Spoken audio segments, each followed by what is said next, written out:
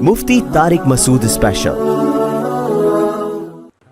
دیکھو ہمارے نبی صلی اللہ علیہ وسلم نے میدان جنگ میں شہادت کی بہت تمنا کی ہے، لیکن آپ کو میدان جنگ میں شہادت نہیں ملی۔ آپ صلی اللہ علیہ وسلم نے فرمایا میری یہ خواہش ہے، میری یہ چاہت ہے، لوددت کا معنی ہوتا ہے بہت زیادہ چاہت، لا احببت نہیں فرمایا، لوددت، مودت محبت سے اوپر کا درجہ ہے۔ میری بے پناہ خواہش ہے کہ میں اللہ کے راستے میں اقتلوا، قتل کر دیا جاؤں، پھر زندہ کیا جاؤں، پھر اللہ مجھے میدان جنگ میں جانے کا موقع دے، پھر قتل کیا جاؤں، پھر زندہ کیا جاؤں، پھر قتل کیا جاؤں، پھر زندہ کیا جاؤں، پھر قتل کیا جاؤں۔ یعنی یہ شہادت اتنی پیاری چیز ہے کہ مجھے ایک دفعہ نہیں چاہیے، کم سے کم 4 دفعہ چاہیے یہ۔ اس کے باوجود آپ صلی اللہ علیہ وسلم کو میدان جنگ میں شہادت نہیں ملی۔ آپ کی موت شہادت سے ہی ہوئی ہے، اس لیے کہ وہ یہودی نے زہر پلایا تھا تو اس کے آثار تھے کہ آخر وقت میں آپ پر بخار آیا، لیکن جو میدان جنگ کی شہادت ہوتی ہے نا، جس کی نبی تمنا کر رہے ہیں، وہ والی شہادت نہیں ملی۔ کیوں؟ اللہ تعالیٰ قرآن مجید میں فرماتے ہیں اینما تکونوا یدرککم الموت، تم کہیں بھی چلے جاؤ موت تمہارا پیچھا خود کرتی ہے، موت تو پیچھے بھاگتی ہے۔ ہم بچپن میں ایک واقعہ سنا کرتے تھے، اب اس واقعے کی سند کی تحقیق نہیں ہے، ہو سکتا ہے غلط واقعہ ہو، لیکن بعض واقعات ایسے ہوتے ہیں کہ صحیح یا غلط ہونا اتنا امپورٹنٹ نہیں ہے، اس سے جو سبق ملتا ہے وہ سبق بہرحال صحیح ہوتا ہے۔ تو اس میں یہ بیان کرنے میں، یہ بتا کے کہ مستند نہیں ہے، یہ بتا کے بیان کرنے میں کوئی حرج نہیں ہے۔ کہتے ہیں کہ سلیمان علیہ الصلاۃ والسلام کے دور میں ان کے دربار میں ایک بندہ بیٹھا ہوا تھا، تو سلیمان علیہ السلام نے کے دربار میں ایک شخص آیا اور اس آدمی کو گھور گھور کے دیکھنے لگا۔ وہ جو بندہ گھور کے دیکھ رہا تھا وہ حقیقت میں فرشتہ تھا، ملک الموت، موت کا فرشتہ جو انسانی شکل میں آیا تھا۔ گھور گھور کے دیکھ کے چلا گیا وہ۔ تو اس شخص نے سلیمان علیہ السلام سے پوچھا کہ یہ آدمی کون تھا جو مجھے گھور گھور کے دیکھ رہا تھا؟ انہوں نے کہا یہ ملک الموت ہے، موت کا فرشتہ ہے۔ وہ آدمی ڈر گیا کہ موت کا فرشتہ مجھے گھور گھور کے دیکھ رہا ہے، اس کا مطلب ٹائم پورا ہو گیا ہے۔ تو اس آدمی نے کہا یہ موت کا فرشتہ ہے، آپ ایسا کریں، یہ تو یہاں میرا ایڈریس دیکھ کے چلا گیا ہے، آپ مجھے ہندوستان پہنچا دیں۔ ہوائیں حضرت سلیمان علیہ السلام کے تابع تھی نا، تو ہوا میں تخت اڑایا، چل بھائی، جیسے آج کل جہاز چل رہے ہیں نا، ایسے سلیمان علیہ السلام کے تخت ہواؤں میں تیرتے تھے۔ تو سلیمان علیہ السلام نے کہا اچھا بھائی پہنچا دیتے ہیں۔ ان کو پتا تھا کہ جو موت کا وقت ہے وہ ٹل نہیں سکتا۔ ہوا کو حکم دیا، بھائی اٹھا کے لے گئی۔ پی آئی اے میں بٹھاتے تو پہلے ہی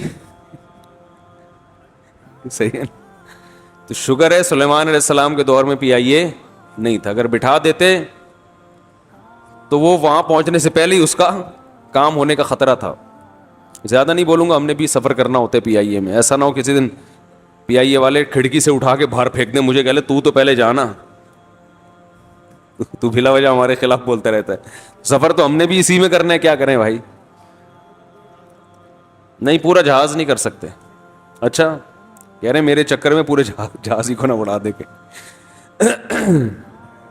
تو سلیمان علیہ السلام نے اس کو اٹھا کے کہاں پہنچا دیا؟ ہندوستان۔ اطلاعی کے ہندوستان میں اس کا انا للہ ہو گیا، انتقال ہو گیا ہے۔ تو سلیمان علیہ السلام نے موت کے فرشتے سے پوچھا کہ بھائی تو اس کو اتنا گھور کے کیوں دیکھ رہا تھا، یہ تو ڈر گیا بیچارہ۔ انہوں نے کہا میں اس کو گھور کے اس لیے دیکھ رہا تھا کہ اللہ نے مجھے یہ کہا تھا کہ کل اتنے بج کے اتنے منٹ پہ ہندوستان میں فلاں جگہ پہ ایک بندہ ہوگا اس نام کا، اس کی روح قبض کرنی ہے۔ میں حیران تھا کہ کل تو میں نے وہاں اس کو موت دینی ہے، اور یہ آج یہاں بیٹھا ہوا کیا کر رہا ہے؟ یہ تو تیز رفتار گھوڑے پہ بھی جائے گا تو کل تک ہندوستان نہیں پہنچ سکتا، جتنی بھی سپیڈ میں جائے۔ تو میں حیران اس پر ہو رہا تھا کہ اللہ نے حکم تو دے دیا لیکن سمجھ میں آنے والا حکم نہیں ہے, یہ کیسے پہنچے گا؟ تو جب میں کل وہاں گیا اگلے دن وہاں, تو وہ اسی مقام پہ موجود تھا. اس کو کہتے ہیں اینما تکونو, تم جہاں بھی چلے جاؤ موت تمہارے پیچھے بھاگے گی. دیکھو سلیمان علیہ الصلوۃ والسلام کی اللہ نے بہت تعریف کی ہے کہ دنیا بھی دی ہم نے ان کو, دین بھی دیا. دین تو سارے پیغمبروں کو ملا, مگر سلیمان علیہ السلام کو جیسی دنیا ملی ایسی نہ ان سے پہلے کسی کو ملی نہ ان کے بعد کسی کو ملے گی. اتنی دنیا اللہ نے سلیمان علیہ السلام کو دی کہ سلیمان علیہ السلام نے اللہ سے دعا مانگی تھی, اللہ مجھے ایسی بادشاہت دے کہ میرے بعد کسی کو نہ ملے. تو بس یہ تو انتہا ہو گئی نا بھائی, قیامت تک کسی کو نہ ملے ایسے, پاکستان کے کسی صدر کو بھی نہ ملے ایسی حکومت چاہیے. حکومت مراد یعنی اتنے وسائل چاہیے. تو اللہ نے سلیمان علیہ السلام کے ماتحت ہواؤں کو کر دیا, اور سمندر کے ہیرے جواہرات جو بھی قیمتی پتھر تھے وہ جنات نکال کے لاتے تھے, جنات کو تابع بنا دیا. اتنی زبردست حکومت, لیکن موت کا منظر بڑا عجیب. میں پہلے سوچتا تھا یا اللہ تو نے سلیمان علیہ السلام کو اس طرح سے کیوں موت دی ہے؟ لاٹھی ہاتھ میں اپنی شاہی کرسی پہ بیٹھے ہوئے اور جنات کے ذریعے تعمیرات کروا رہے ہیں عمارتوں کی, اور جنات بہت ٹینشن میں, کیونکہ جن کسی کے قابو, یہ جو عامل کہتے ہیں نا جن ہمارے قابو میں, اصل میں یہ جنات کے قابو میں ہوتے ہیں. جنات ان کا کان مروڑ ہوتے ہیں, اب یہ منتر پڑھ چل, اب یہ کر. جن ان کے قابو میں نہیں ہوتے. وہ تو سلیمان علیہ السلام کا معجزہ تھا کہ جنات کو قابو میں لے لیا انہوں نے. یہ کہاں سے, یہ کیا ان میں کون سے کچھ کیوں قابو آئیں گے؟ جن بولیں گے تم ہو کیا, تمہاری اوقات کیا ہے؟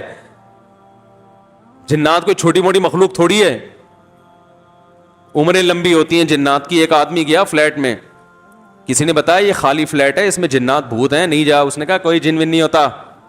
وہ خالی پڑا ہوا تھا بہت عرصے سے. وہ کہتے ہیں نا خالی عمارتوں میں جن بھوت آ جاتے ہیں.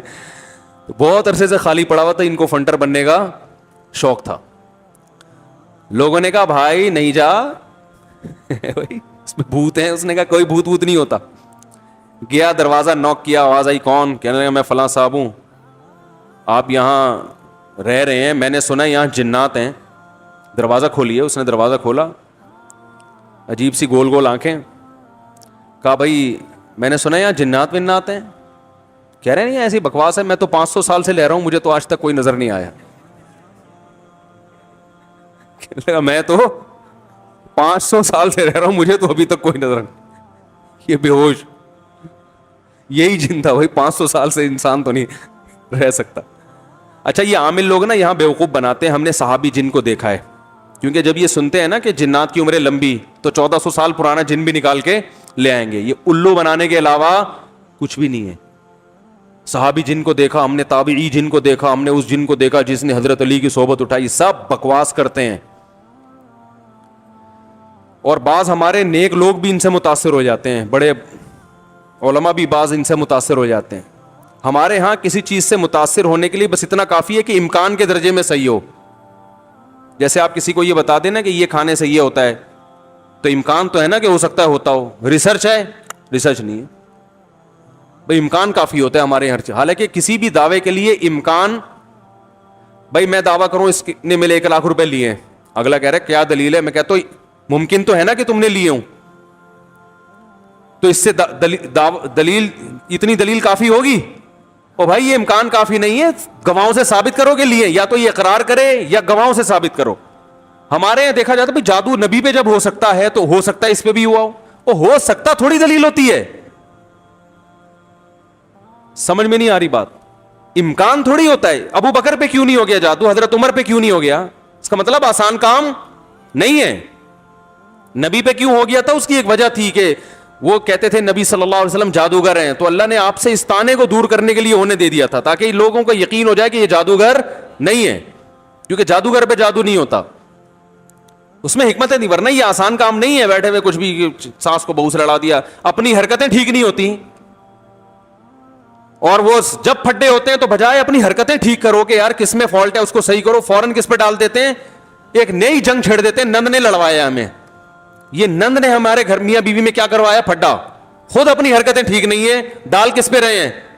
کوئی جٹھانی پہ ڈال دے گا, کوئی نند پہ ڈال. ایک نیا جنگ, اب نند سے پہلے دو آپس میں لڑ رہے تھے, اب تیسری جنگ بھی شروع اس نے کیا ہے. تو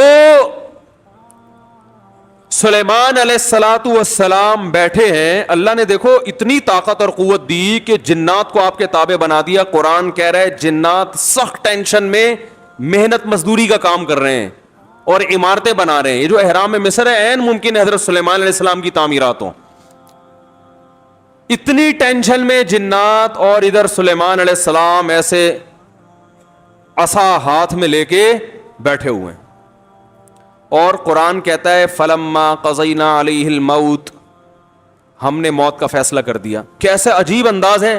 ارے بھائی یہ تو بادشاہ پہلے بیمار ہوتے, اپنا جانشین کسی کو بنا کے جاتے, اور ان کی تو صحت بھی ایسی کہ صحیح بخاری میں 100 بیویاں ہیں. بھائی کمزور آدمی تو تصور سے ہی کیا ہو جائے گا, ڈپریشن میں چلا جائے گا.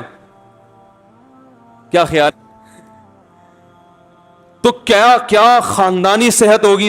پیغمبروں کو تو اللہ نے ویسے ہی بہت قوت دی ہوتی ہے, قابل رش صحت ہوتی ہے پیغمبروں کی.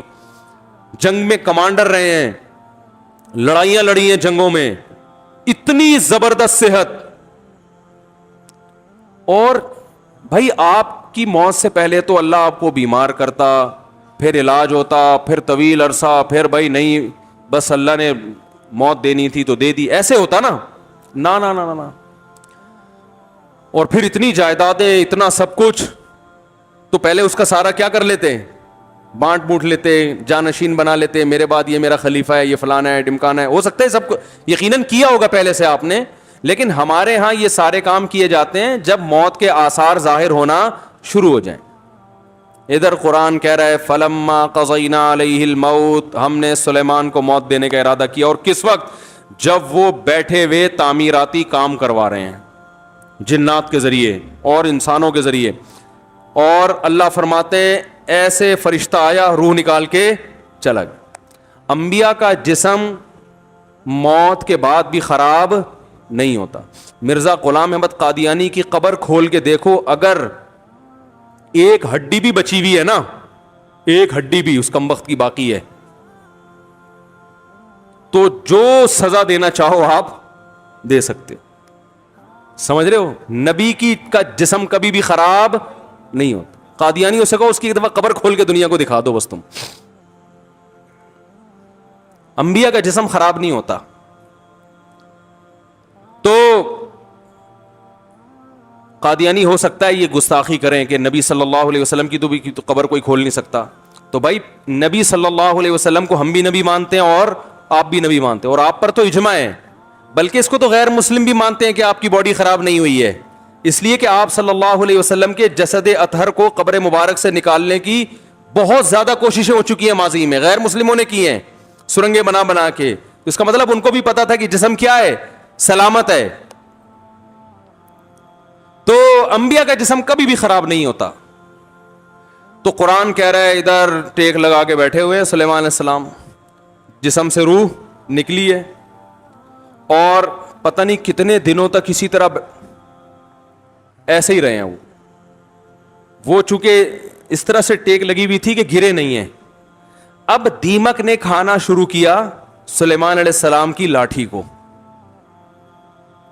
ما دلہم علی موتہ الا دابۃ الارض تأکل من سأتہا. اللہ فرماتے ہیں زمین پر رینگنے والے کیڑے نے جب لاٹھی کو کھانا شروع کیا ہے تو کتنے دن لگتے ہیں کیڑے کو لاٹھی کو کھانے میں.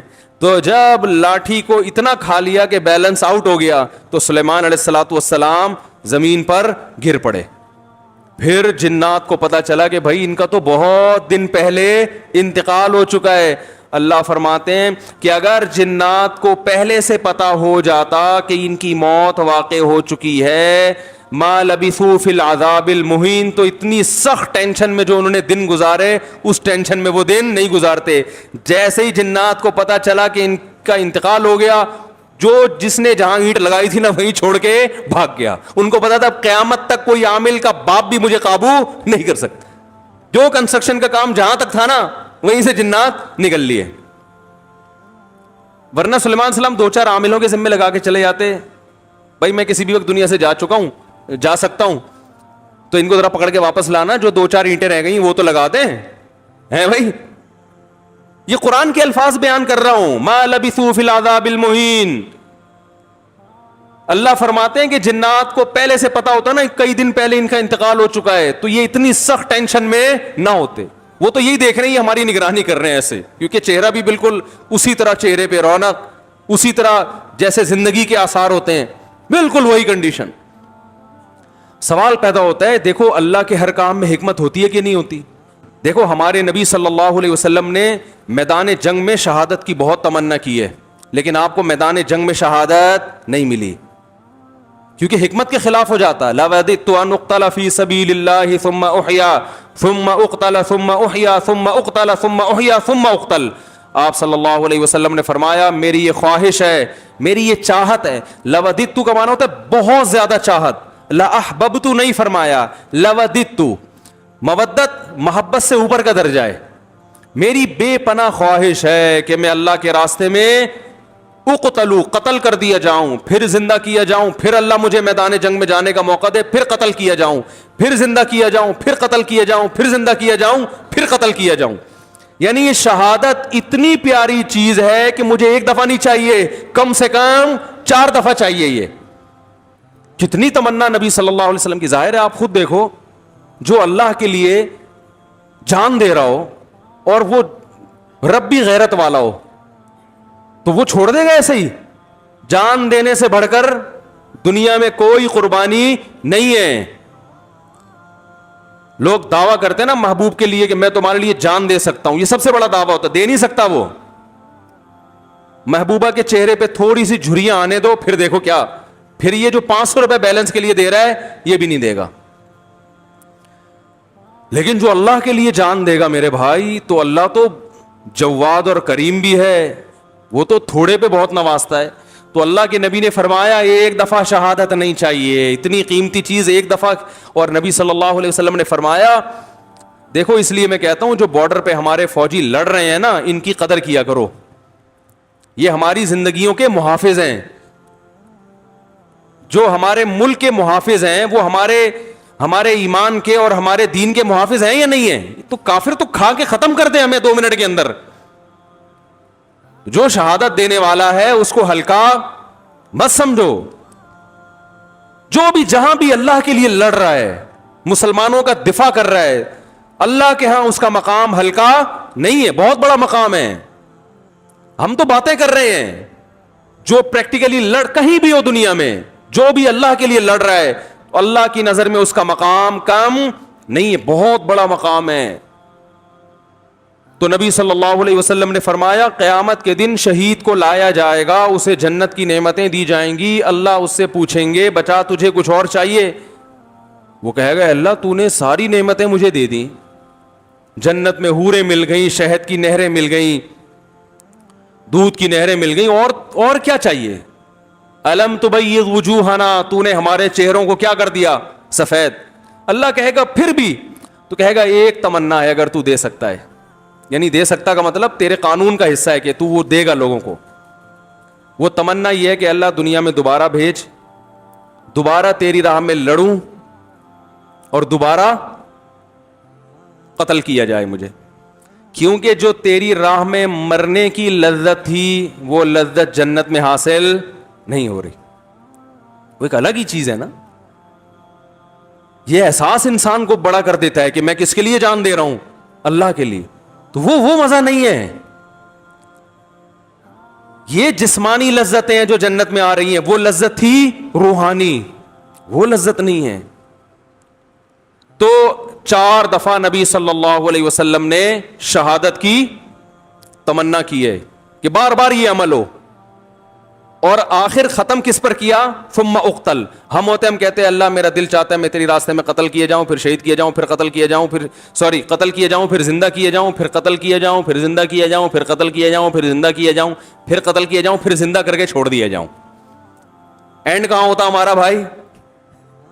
ہے بھائی کہ پھر 4 دفعہ شہادت کا ثواب حاصل کر کے پھر اپنی لائف کو میں کیا کروں گا بھائی, انجوائے کروں گا. نا نا نا نا نا, نبی نے ختم کہاں کیا؟ بولو بھائی, قتل پہ. اینڈ کیا ہونا چاہیے؟ تیری راہ میں قتل, تیری راہ میں قتل, انجام یہاں ہونا چاہیے. اس کے باوجود آپ صلی اللہ علیہ وسلم کو میدان جنگ میں شہادت نہیں ملی. آپ کی موت شہادت سے ہی ہوئی ہے, اس لیے کہ وہ یہودی نے زہر پلایا تھا تو اس کے آثار تھے کہ آخر وقت میں آپ پر بخار آیا. لیکن جو میدان جنگ کی شہادت ہوتی ہے نا, جس کی نبی تمنا کر رہے ہیں, وہ والی شہادت نہیں ملی. کیوں؟ حکمت تھی کہ اگر آپ کی میدان جنگ میں شہادت ہوتی تو غیر مسلم کافر یہ کہتے کہ آپ اپنے مشن کو مکمل کیے بغیر دنیا سے چلے گئے. تو آپ آخری نبی ہیں, آخری نبی جب تک اپنے مشن کو مکمل نہیں کر لیں گے اس وقت تک آپ پر موت واقع نہیں ہو سکتی. اور یہ طبعی موت میں ہو سکتا ہے, کیونکہ جب طبعی طور پر انسان کی موت واقع ہوتی ہے اس کو وصیت کا موقع ملتا ہے, اسے سب جو ہے نا سارے کام کرنے کا, سمیٹنے کا موقع ملتا ہے. تو وہ تو نبی اگر میدان جنگ میں شہید ہوتے تو بھی سارے کام پہلے کمپلیٹ کر لیتے, لیکن ایک شک ہو سکتا تھا غیر مسلموں کو, تو اللہ نے وہ شک کے راستے بھی کیا کر دیے, ختم. کہ آپ کو کئی دن بیمار کیا گیا, جو وصیتیں آپ نے کرنی تھی کر لی, اور ہمیں اطمینان ہو گیا کہ اب جو کام رسول اللہ صلی اللہ علیہ وسلم نے کرنا تھا, جو وصیتیں کرنی تھی کہ میرے بعد میرا جانشین کون ہوگا, اور وہ ساری فائلیں آپ صلی اللہ علیہ وسلم کمپلیٹ کر کے گئے ہیں, سارے کام مکمل کر کے گئے ہیں. نماز میں آخری دنوں میں جب آپ بیمار ہوئے تو آپ نے حکم دیا کہ ابو بکر کو کہو وہ نماز پڑھائیں. اس میں اشارہ تھا کہ میرے بعد جانشین کون ہے. دیکھو سفر میں آپ صلی اللہ علیہ وسلم قضائے حاجت کے لیے گئے, جماعت کا وقت ہو گیا تو دوسرے صحابی نے نماز پڑھا دی. ایسا ہوا ہے؟ ابی ابن کعب رضی اللہ تعالیٰ نے نماز پڑھائی, لیکن یہ نماز یہ اپنا مسلح حوالے کرنے والی نماز نہیں تھی. یہ تو کوئی بھی امام کی جگہ کھڑا ہو سکتا ہے نا, امام کو کوئی عذر ہے. سفر میں ایسا ہے, آپ صلی اللہ علیہ وسلم سفر میں قضائے حاجت کے لیے تشریف لے گئے, پیچھے نماز کا ٹائم تھا تو حضرت ابی ابن کعب نے نماز پڑھائی, اور جب نبی تشریف لائے تو انہی کی اقتدا میں آپ نے نماز بھی پڑھی. مگر اس سے یہ ثابت نہیں ہوتا کہ آپ کے بعد آپ کے جانشین کون ہیں, یہ صحابی ہیں. نا نا نا نا. لیکن جب مرض موت میں مستقل امام بنانے کی ضرورت ہے کہ اب آپ بیمار ہو گئے ہیں, تو صحابیات کہہ رہی ہیں, نبی نے فرمایا مرو ابا بکر فلیصلی بالناس, ابو بکر سے کہو کہ لوگوں کو نماز پڑھائیں. صحابیات نے کہا, امی عائشہ نے کہا یا رسول اللہ میرے والد ابو بکر کمزور دل کے نرم دل کے ہیں, وہ آپ کے مصلی پہ آپ کو غیر موجود دیکھ کر برداشت نہیں, عمر سے کہہ دیں وہ پڑھا دیں, وہ کیا ہے مضبوط, وہ پڑھا دیں گے. ایسے موقع پہ آپ صلی اللہ علیہ وسلم یہ کہہ سکتے تھے کہ بھائی سفر میں کسی نے بھی پڑھا دی تو اس میں بحث کرنے کی کیا ضرورت ہے, میری طبیعت خراب ہے کوئی بھی آ جائے ہے بھائی, کسی کو بھی کہو نماز پڑھا دے. نا نا نا نا نا, آپ کو پتا تھا آج جس کو مصلی پہ کھڑا کر دیا تو قیامت تک کے لیے اسٹیمپ لگ جائے گی کہ نبی کا جانشین کون ہے. بولو بھائی, یہ ہیں. تو آپ صلی اللہ علیہ وسلم فرمایا نا نا نا ابو بکر سے کہو. پھر امی عائشہ نے فرمایا, حالانکہ امی عائشہ کو تو خوش ہونا چاہیے نا, ان کے تو والد ہیں, لیکن وہ دیکھ رہی ہے کہ رقیق القلب ہیں, اور اللہ کے نبی ابو بکر کے علاوہ کسی اور کو قبول, بولو بھائی نا. تو یہ اتنا جو موقع ملا, آپ نے فرمایا پھر سب ازواج کو ڈانٹ لگائی آپ صلی اللہ علیہ وسلم نے کہ تم ایسے ہی مجھ سے جھگڑا کر رہی ہو جیسے یوسف علیہ السلام کے دربار میں جو عورتیں جھگڑ رہی تھیں. تو پھر آرڈر دیا کہ نہ ابو بکر کے علاوہ کوئی بھی نہیں. تو اگر آپ میدان جنگ میں شہید ہو جاتے اچانک تو یہ ساری حکمتیں کیا ہو جاتی, فوت ہو جاتی. تو اللہ نے نہیں شہید ہونے دیا. تو ایسے ہی سلیمان علیہ السلام کو اللہ نے اچانک موت دی ہے, بالکل اس کے برعکس. بیٹھے ہوئے ہیں اور جناب فرشتہ آیا, چلو بھائی ٹھیک. موسیٰ علیہ السلام کے پاس آتا تو پہلے ایک چماٹ کھاتا. حدیث میں آتا ہے ہر پیغمبر, دیکھو جتنے بھی علماء ہیں نا, ہر ایک کا مزاج دوسرے سے مختلف ہوتا ہے. مزاج کو دیکھ کے کبھی فیصلہ نہ کیا کرو یہ صحیح ہے یہ غلط ہے. بعض کا مزاج جلالی ہوتا ہے, بعض کا مزاج نرم ہوتا ہے. تو جو نرم مزاج علماء کے پاس رہے ہیں, جب کسی جلالی سے واسطہ پڑتا ہے تو کہتے ہیں ان کے اخلاق ٹھیک نہیں ہے. بھائی اخلاق کی بات نہیں ہے, ہو سکتا ہے ان کے اخلاق ان سے بھی اچھے ہوں, مزاج میں کیا ہے تھوڑا سا جلال ہے. تو مارکیٹ میں ہر قسم کی چیز چاہیے نا, سارے میٹھے میٹھے میٹھے بن جائیں گے تو یہ تو لوگ تو مولویوں کو کھا کھا کے ختم کر دیں گے. ہمارے حضرت جلالی تھے, ایسا نہیں کوئی بھی اٹھ کے آ گیا بیل بجا دی حضرت سے ملنے آئے ہوں. فرمایا بھائی ٹائم ہوتا ہے ہر چیز کا. بڑے بڑے آفیسر آتے تھے حکومت کے, حضرت لفٹ نہیں کراتے تھے, ٹائم ہے اس پہ آؤ گے بیٹھیں گے, اور فالتو بات کرنے کی اجازت. حضرت کے پاس تو بات کرنے سے پہلے آدمی سوچتا تھا, اس لیے کہ وہ کام تھا ان کا, سارا دن مصروف تھے. اگر وہ اس طرح سے بیٹھ جاتے ٹھیے لگا کے, لوگ تو آئیں گے, لائن لگے گی. اور بعض علماء کیا ہوتے ہیں, وہ ذرا جمال ان کی طبیعت میں غالب ہوتا ہے. آپ نہیں آئے تو خود آپ کے گھر پہنچ جائیں گے, بھائی بہت دن ہو گئے اب تک آئے کیوں نہیں آپ, ہے بھائی. تو یہ ڈیزائن ہے, چلتا ہے. بدگمان نہ ہوا کرو, شریعت پہ اگر چل رہے ہیں نا تو بس صحیح ہے. تو موسیٰ علیہ السلام تھے کیا, جلالی. حدیث میں آتا ہے ان کے پاس فرشتہ آیا انسانی شکل میں. موسیٰ علیہ السلام نے پوچھا کیسے آنا ہوا, کون ہو بھائی؟ انہوں نے کہا موت کا فرشتہ ہوں, آپ کی جان لینے کے لیے آیا, آپ کی جان لینے کے لیے. حضرت موسیٰ نے ایک زور سے لگایا تماچا, حدیث میں آتا ہے آنکھ نکل کے گر گئی ان کی. پھر اللہ میاں کے پاس گئے, اللہ اپنے کس بندے کے پاس تو نے مجھے بھیج دیا. اب سوال یہ پیدا ہوتا ہے کہ حضرت موسیٰ نے تھپڑ کیوں مارا ہو. اب اس کی تو ظاہر ہے پیغمبر کوئی غلط کام تو کرتے نہیں ہے, تو بہت ساری لوجک میرے ذہن میں یہ آتا ہے کہ ان کو یہ فرشتے کا اسٹائل پسند نہیں آیا. شاید یہی وجہ ہو سکتی ہے کہ ایسے ایکسکیوز کر رہے ہو آ کے جیسے کوئی ہدیہ دینے کے لیے آئے ہو. جیسے وہ ایک آدمی کی شادی ہوئی نا, تو دلہن کے پاس گیا تو اب سمجھ میں نہیں آ رہا تھا بات چیت کی ابتدا کیسے ہو, بغیر تمہید کے شروع ہو جائیں تو بولے گی وہ پھوڑ پتہ نہیں اس کو تو بات چیت نہیں آتی. تو اب گھنٹہ بیٹھ کے سوچ رہے کہ بات چیت شروع کیسے کروں.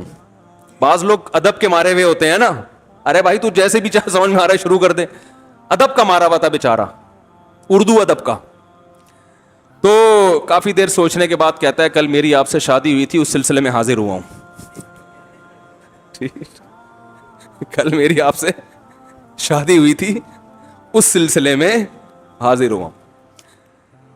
تو خیر سلیمان علیہ السلام کی جو موت اچانک ہوئی ہے, اصل میں سلیمان علیہ السلام کے پاس وسائل بہت تھے, حکومت بہت تھی, کام اس طرح سے بہت پھیلا ہوا تھا.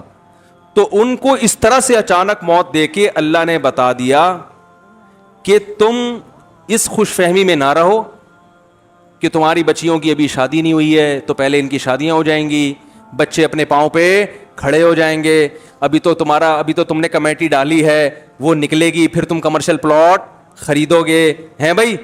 اور ابھی تو یوں ہے, ابھی تو میں بہت صحت مند ہوں, میں نے اپنی رپورٹیں سارے ٹیسٹ کروائے, ایک دم اوکے کی رپورٹ ہے, ڈاکٹر نے کہا تو 50 سال سے پہلے مرنے والا نہیں ہے, اور بالکل فٹ فاٹ, اور نہ کوئی ڈپریشن, اور بالکل, اور ابھی میرا زندہ رہنا بہت ضروری ہے کیونکہ میں مر گیا تو کمپنی کا کیا ہوگا, بچیوں کا کیا ہوگا, بیوی کا کیا ہوگا, اور میرے والدین کا کیا ہوگا. تو اللہ نے بتایا تم کس کھیت کی مولی ہو بھائی, اتنے بڑے پیغمبر اور اتنے وسائل کہ تم ان وسائل کا تصور نہیں کر سکتے. میں نے جب ارادہ کیا تو ان سے مشورہ نہیں لیا, بیٹھے بیٹھے موت دے دیے, سارے کام ادھورے, سارے پروجیکٹ, وہ جو اینٹ جہاں رہ گئی تھی نا آخری, جن وہ چھوڑ کے بھی بھاگا ہے. تو تمہارے پروجیکٹ کی کیا حیثیت ہے, تم کس کھیت کی مولی ہو بھائی. تو جس کو جتنی دنیا بھی دے دوں سیکنڈ بھی نہیں لگے گا چھیننے میں, تو زیادہ فنڈر بننے کی کوشش, اپنی جو صحت کی رپورٹیں ہیں نا, کولیسٹرول لیول بالکل سیٹ ہے بھائی, ہر سب کچھ ٹھیک ہے, اس کے باوجود بیٹھے بیٹھے مار دوں گا. وہ ہمارے یہاں بہاریوں میں مشہور ہے کہ جب موت آتی ہے نا, اونٹ پہ بیٹھے ہوئے آدمی کو کتا کاٹ لیتا ہے, جو نہ کٹے آری سے کہتے ہیں نا, وہ کٹے بہاری سے. تو ان باتوں کی وجہ سے تو کہتے ہیں لوگ, ویسے بہت اچھے لوگ ہوتے ہیں, کوئی ناراض نہ ہو جاؤ بھائی, لیکن باتیں بہرحال بہت ٹائٹ کرتے ہیں. جو نہ کٹے آری سے کہتے ہیں وہ کٹے تو اونٹ پہ بیٹھے ہوئے آدمی کو کیا کاٹ لیتا ہے؟ ہمارے بہاری دوست تھے, ابھی بھی ہیں, تھے کیا, بیان بھی سنتے ہوں گے انشاءاللہ, وہ ایک کہتے تھے مفتی صاحب جب شامت آتی ہے تو اونٹ پہ بیٹھے ہوئے آدمی کو, میں نے کہا یار باتیں تمہاری بڑی ٹائٹ ہیں یار, اونٹ پہ بیٹھے ہوئے آدمی کو کیا کاٹ لیتا ہے؟ کتا. تو ہم اور آپ کس کھیت کی مولی ہیں بھائی. ہمارے ایک دوست تھے, بڑے مالدار بھی تھے, اور مدرسے میں ہمارے ساتھ پڑھا کرتے تھے, اکلوتے بیٹے تھے والدین کے. والدین نے ان کو عالم بنانے کے لیے سارے وسائل لگا دیے. جب عالم بن کے فارغ ہوئے, ایکسیڈنٹ میں ان کی موت واقع ہو گئی. اب یہی لوگ مجھ سے پوچھ رہے تھے یار ان کے تو والدین کا سارا محنت ضائع ہو گئی. میں نے کہا ضائع تو نہیں ہوئی, آخرت میں ذخیرہ, لیکن کام تو نہیں ہو سکا نا جو والدین چاہتے تھے.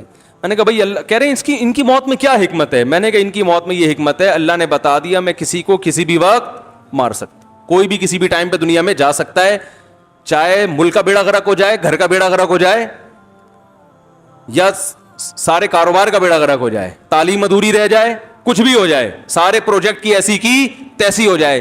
اس لیے اللہ کو اپنے حساب سے مت چلاؤ, اپنے آپ کو اللہ کے حساب سے چلانا شروع کر دو.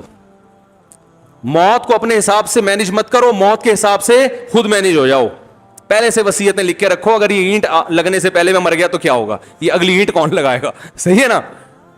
تو ہم لوگ موت کو مانتے ہیں, موت کے لیے تیار نہیں ہیں. اسی میں ایک اہم بات جو بس میں کر کے پھر باقی چھوٹی سی بات جمعے کی نماز کے بعد کروں گا انشاءاللہ, وہ بہت اہم ترین بات یہ ہے میرے بھائی کہ جو مرنے والا ہوتا ہے نا, جس کو پتا ہے میں نے مرنا ہے, وہ اللہ کی حاضری پہ مسجد آتا ہے, اسے پتا ہے ایک دن اللہ کے سامنے حاضر ہونا ہے.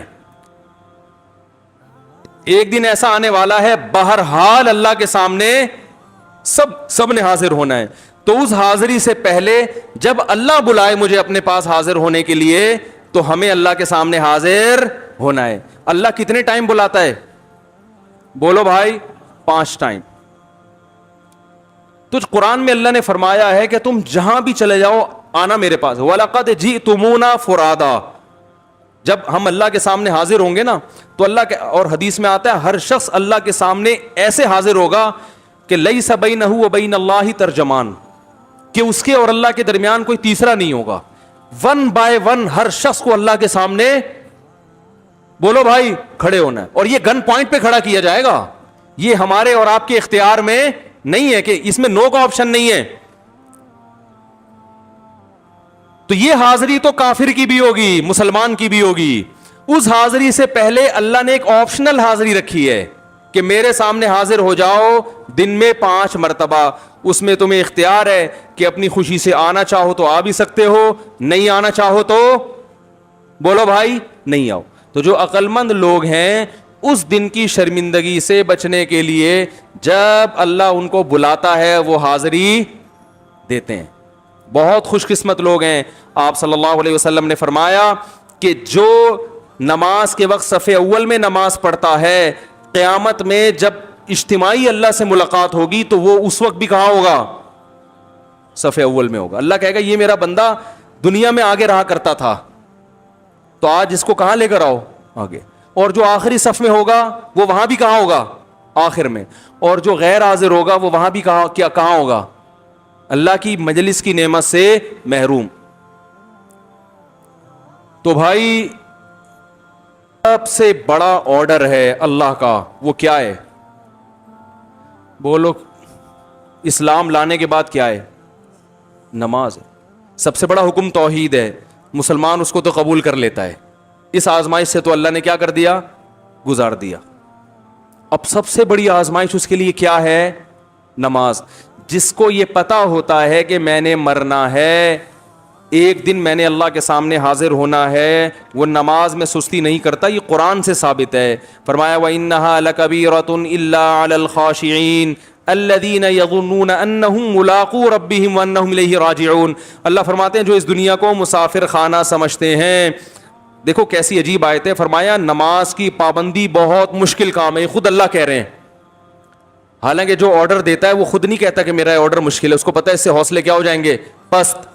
لیکن نماز کی پابندی کا حکم دے کے اللہ خود کہہ رہے ہیں کہ یہ کیا ہے؟ مشکل ہے. لیکن اللہ فرماتے ہیں ان لوگوں پر مشکل نہیں ہے جن کو یہ تصور ہر وقت رہتا ہے کہ یہ دنیا مسافر خانہ ہے اور ایک دن ہم نے اللہ کے سامنے حاضری دینی. جس کو یہ تصور ہے اس کے لیے مزیدار کام بن جائے گا. بھائی ابھی جتنا حاضر ہو سکتے ہو دو, تاکہ اس وقت جب اللہ سے ملاقات ہوگی تو شرمندگی نہیں ہوگی, خوشی خوشی ملاقات ہوگی. اے اللہ اس وقت تو نظر نہیں آتا تھا, پھر ہم آئے, آج تو تو نظر آ رہا ہے. اللہ ہمیں پابند بنائے.